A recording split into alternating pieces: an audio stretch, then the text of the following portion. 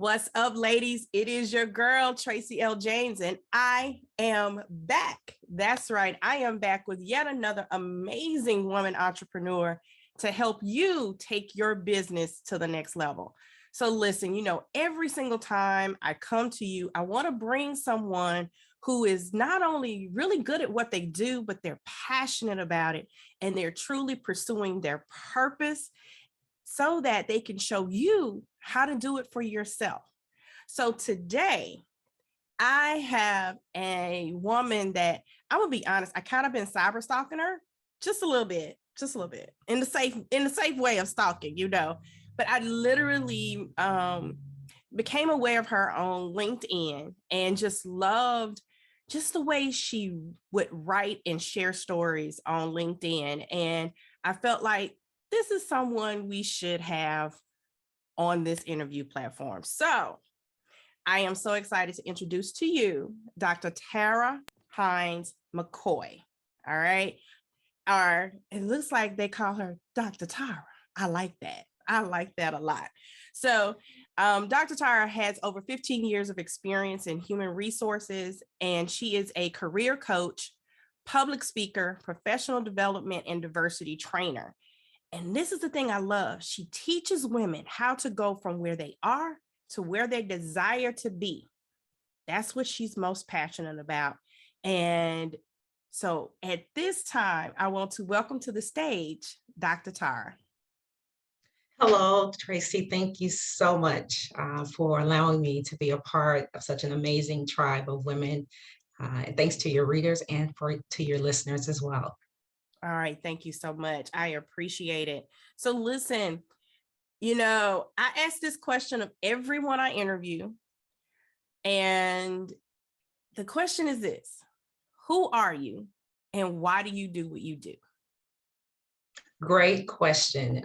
Amazing question. And thank you for asking. I don't think it's ever been asked that way to me. Was born, should I say, Tara Renee Hines-McCoy. I am better known as Dr. Tara, Dr. T. I am first and foremost a woman of God. I am a mother. I have been fortunate and very humbled by the opportunity to really partner with women to, as you mentioned, help them to really work, walk, and live in purpose-driven careers. I'm a native of Little Rock, born to two amazing parents, Arthur and Paula Hines. I entered corporate America over 15 years ago. I left for about 5 years, spent some time in higher education. And like I would say 15% of adult women in the US, I went through a divorce. In my younger years, I would say that, never would have thought that that would be a place or space that I would sit in, but I did. However, my younger years were definitely shaped by my parents, by their faith. And it wasn't until I had my own experiences of different jobs, different opportunities, divorce, being a mother, transitioning in life across the country, that I'm now able to have my own faith guide, and it shapes me. Awesome. Awesome. And I can tell your faith in the things that you write and share on social media. I know oftentimes when I'm talking to women of faith, there's typically a pivotal moment that happened that caused them to really step deeper into their faith. Are you willing to share that moment? Absolutely. I would have it no other way, because truly stepping into that moment, and it wasn't necessarily by choice or force, whether it was going through a divorce and or position elimination. It's those types of what we would consider challenges or obstacles or pitfalls that really made me who I am today. I wouldn't have known my strength. I would not have known how courageous I could be. I wouldn't have had the tenacity to know that I can push Tara to do more. And I have learned so much through, as many of us do, through all of those experiences. But for me, Tracie, what I found is that I was able to shift my thinking instead of looking at it as a new statistic of being a single mother or a child in a home with a single parent or someone who lost their job, is that it's given me the opportunity to really walk into my purpose-driven work that I know that I'm been designed to do. Absolutely. One of the things that I absolutely believe is that every problem that we have in the world is one that there is a solution here on earth. The issue is many of us, most of us, spend most of our lives clueless as to what our purpose Mhm, is mhm, and clueless to what our true giftings are. And that's why I love to take the time to share women like you with the world, because people need to see what it looks like to walk mm, out your purpose, mhm, you know, instead of just chasing a title, a position, mhm, a particular salary.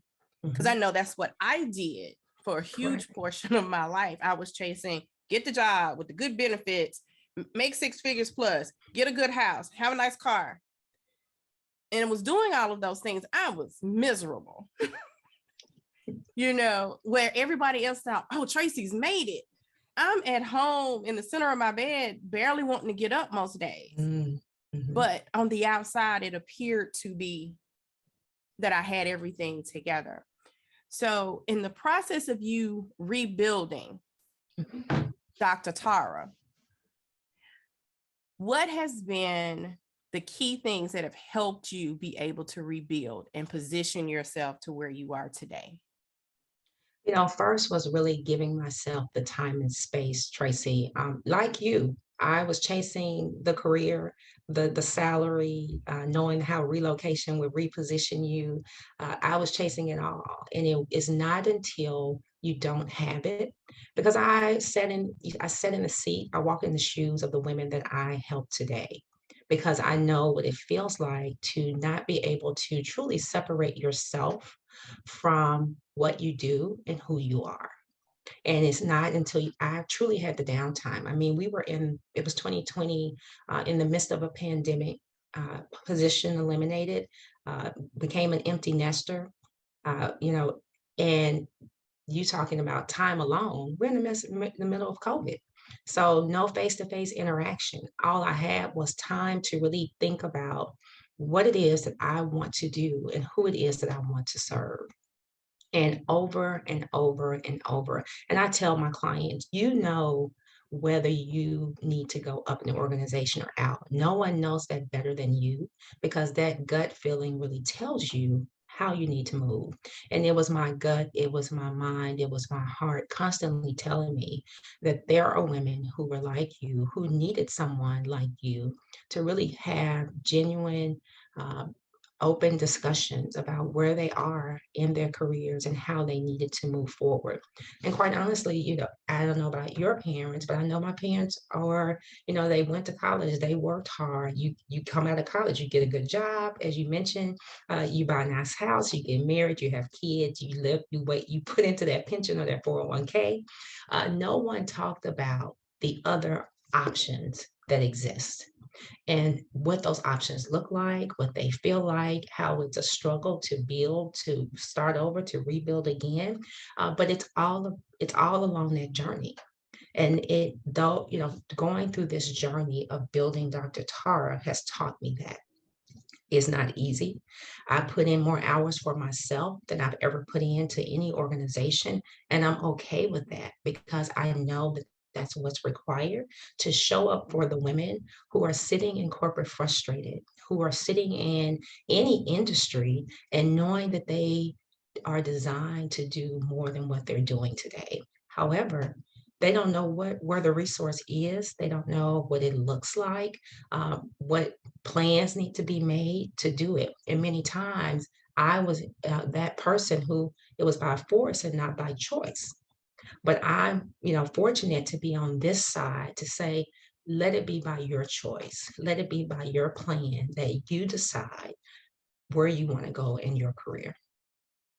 Absolutely. I mean, I know I come from like a lot of educators in my family. Mhm. people who worked their jobs for 20, 25, 30 years, same company.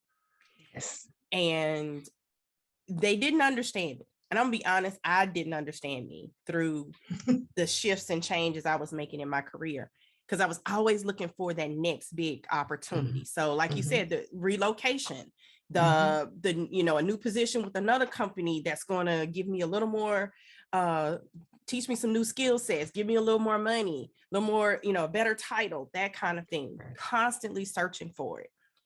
And my goal when I came into corporate was I wanted to be VP of sales and marketing for an international corporation. That was the goal.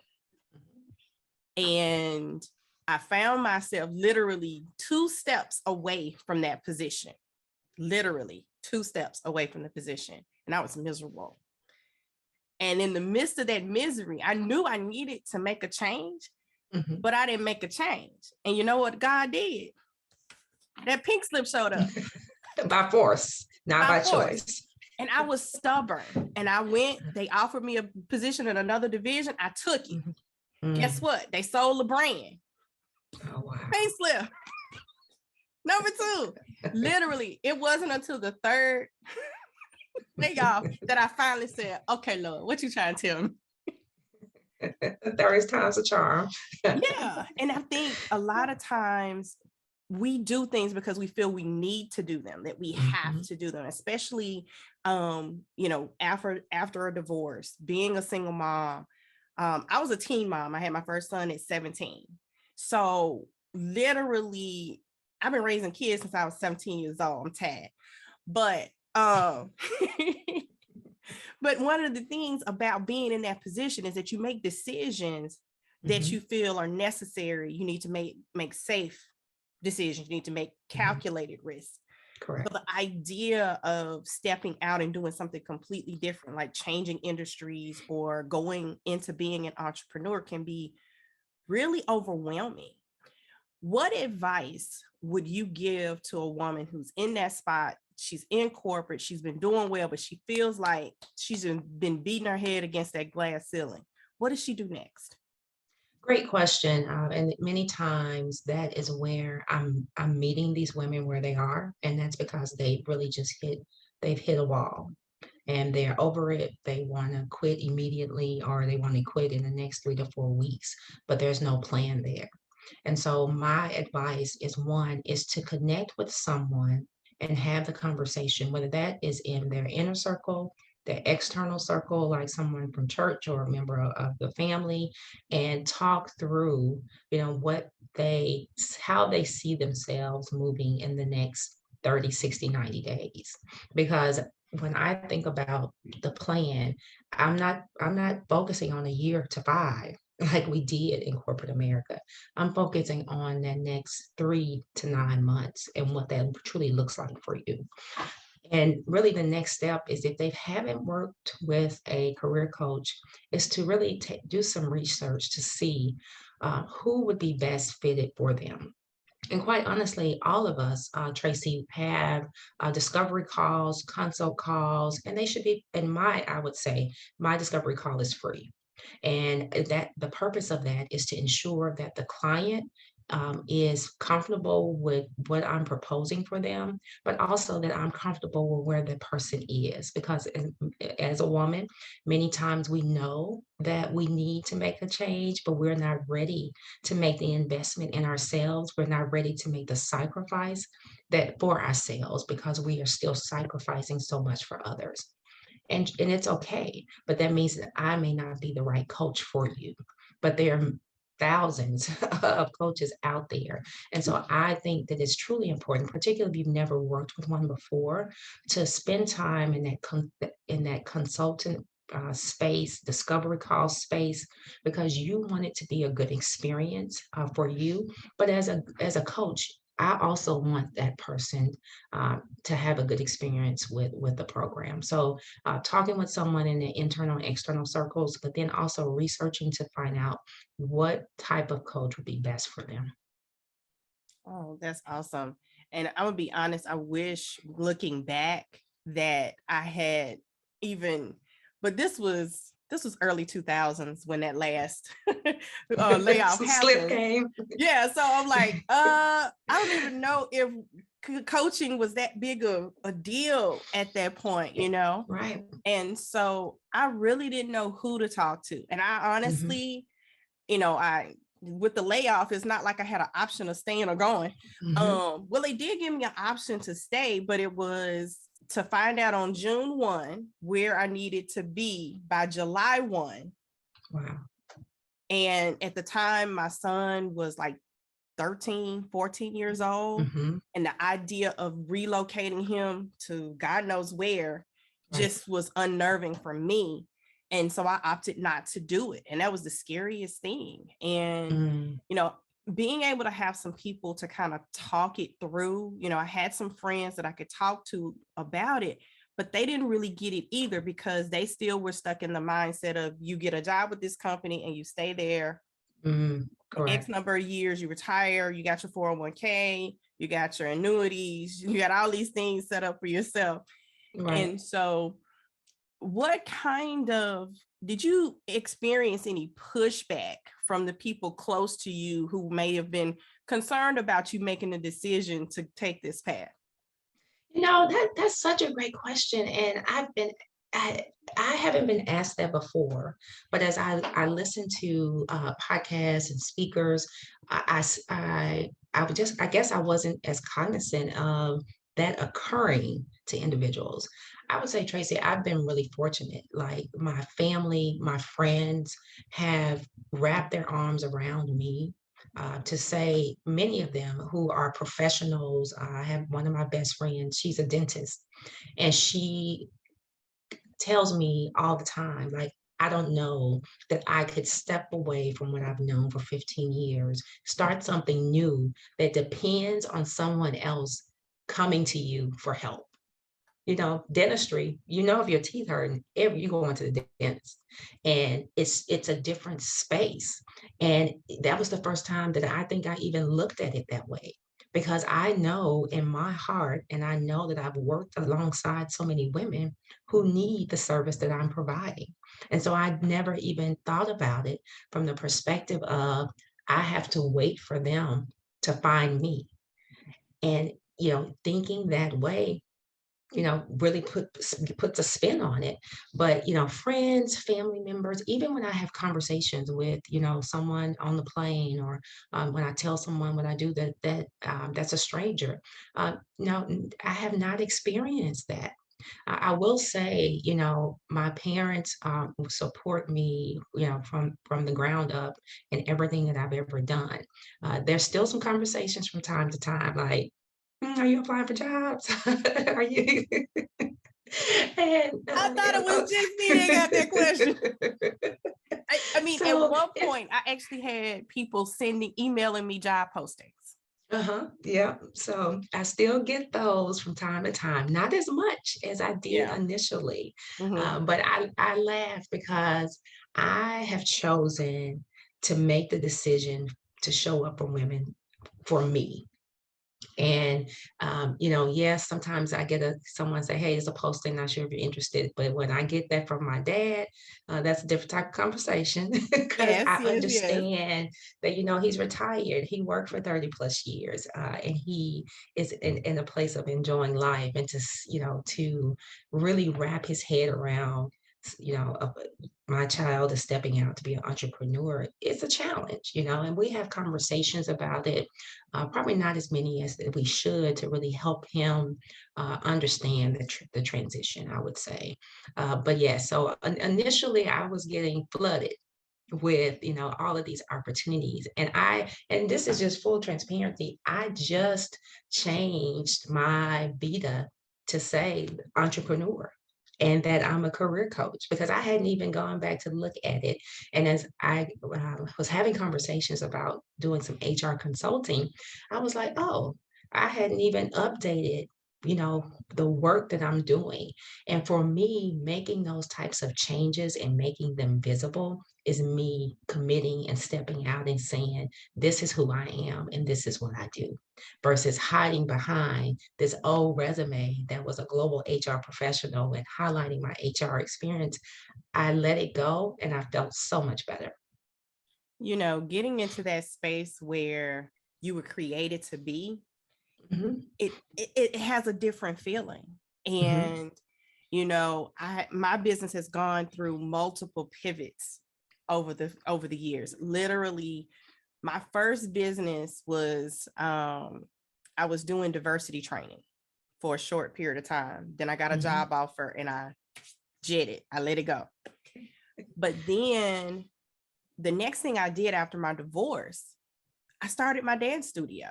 And it had always been a childhood dream to do something like this. So I went after it and did it for a few years. But then I realized, you know what? That was the old dream. That's Okay. not who I am today. This is not Mhm, where I want to see myself 5, 10, 15 years from now. And I had to go through that journey, like you said, that process you went through in 2020, where you just really had to reflect. correct. And, you know, and when I first stepped out, I wrote a book on leadership development, on how to Oh, build a team. And mhm, so I've been doing that. And then I started getting into automations and systems and uh, and all of those types of things, because it was something that my clients needed. correct. Mhm, And then realizing that somehow along the way, I have gotten away from what really feels good for me. mhm, And now at a point where, like you said, I'm in the process of cleaning up things and positioning myself back where I mhm. know it feels right. So for those of you watching, um, this question is for you. All right, this question is for you. So for the women watching, if you were to say, I want you to give me one thing they absolutely have to do to make the shift to be more fulfilled, and number two, the one thing they need to avoid doing in order to make that shift. The one thing that they definitely need to do is to believe that they can do it. Because if they don't believe that they can do it, no one else around them will. And that belief has to be so strong that you speak to it with authority when you're asked, what do you do? Or why are you making the change or the transition in your life? And you speak to it with no qualifier. I don't have to explain the why, but I can tell you what I'm doing. So belief is number one. And number two is to be able to really shift and find a way to control those negative thoughts, that a feeling of that imposter syndrome, because it's going to come up. And it's going to come up when you least expect it. It's going to come up when you're walking into a room to give your proposal. It's going to come up when you're jumping on the call to talk with a client. It's going to come up when you're asked to do a podcast and join as a speaker. So you have to be able to make that shift mentally. And it doesn't come easy. Well, I'll say it comes easy for some and not so much for others. But you have to be in the mindset of knowing what to do when it shows up, of being able to speak those positive affirmations into yourself, but truly believing that you can do it. Absolutely. I love that. And oftentimes, when we doubt, the minute something negative happens or something contrary to what we want happens, we then fall into it. And we're just like, see, I just knew it wasn't going to happen. But it's like a self-fulfilling prophecy. If Mhm, that's where you are mhm. mentally and at your heart, you're saying, oh no, this will never happen, but I want it to happen. It don't work that way. You can't, it's like Correct. being double-minded. You have to Correct. really be focused on that positive piece. So as we wrap up, um, one of the things you mentioned to me prior to us sitting down was that you have a book you're working on. I do. The new project, one that I'm definitely excited about. It has been in the making since 2021 and should be coming to life in the next few months, I would say. It's Scripting with Scriptures, and it is a handwriting book for children ages 4 through 8. And it is designed to help them memorize and learn Bible scriptures while learning to write.